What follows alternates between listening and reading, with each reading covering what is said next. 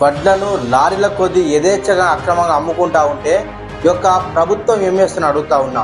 అదేవిధంగా తనిఖీల అధికారులు ఏం చేస్తూ ఉన్నారు, జిల్లాలో చెక్ పోస్టులు ఏం చేస్తూ ఉన్నాయి, అధికారులు మరియు రైస్ మిల్లర్ అంతా కలిసి కుమ్మక్కై బడా నేతలంతా కలిసి వరిధాన్యం కుంభకోణం చేస్తున్నానికి సాక్ష్యం ఈరోజు చంద్రపేటలో ఇంకో లారీ వరిధాన్యం కూడా దొరకడం జరిగింది. దాన్ని అధికారులు సీజ్ చేయడం జరిగింది. చంద్రపేట ఎక్స్ రోడ్ దగ్గర పట్టుకున్న వడ్ల లారీని మేము సీజ్ చేయడం అనేది జరుగుతుంది.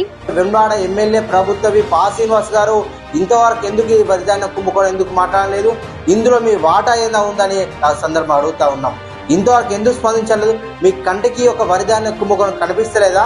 ఈ యొక్క వరిధాన్యం కుంభకోణం మీకు కంటికి కనిపించకుంటే కంటి వైద్యుల్ని సంప్రదిస్తాయని అప్పుడైనా మీకు కనబడుతుందని తెలియజేస్తా ఉందా? వెంటనే ఈ కుంభకోణం పైన మీరు వెంటనే ఈ యొక్క కుంభకోణం బాధ్యత వహిస్తూ రాజీనామా చేయాలని డిమాండ్ చేస్తా ఉన్నాం. అదే విషయంలో భారీ వరిధాన్యం కుంభకోణం జరుగుతూ ఉంటే కేటీఆర్ గారు ఎందుకు స్పందించలేదు?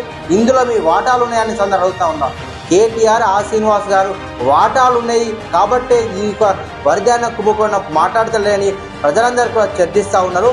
వెంటనే కేటీఆర్ కావచ్చు, ప్రభుత్వ పా శ్రీనివాస్ గారు నైతికంగా ఈ యొక్క ఇంతవరకు మీరు స్పందించలేదు కాబట్టి ఈ ఇద్దరు కూడా ఈ యొక్క ఎమ్మెల్యే పదవులకు రాజీనామా చేయాలని, జిల్లాకు ఇలాంటి ప్రజా సమస్యలపైన మాట్లాడిన ఎమ్మెల్యే కావచ్చు, ఇంత పెద్ద అవినీతి జరుగుతూ ఉంటే స్పందించని ఎమ్మెల్యేలు సిరిసిల్ల జిల్లాకు వద్దని తెలియజేస్తా ఉన్నాం.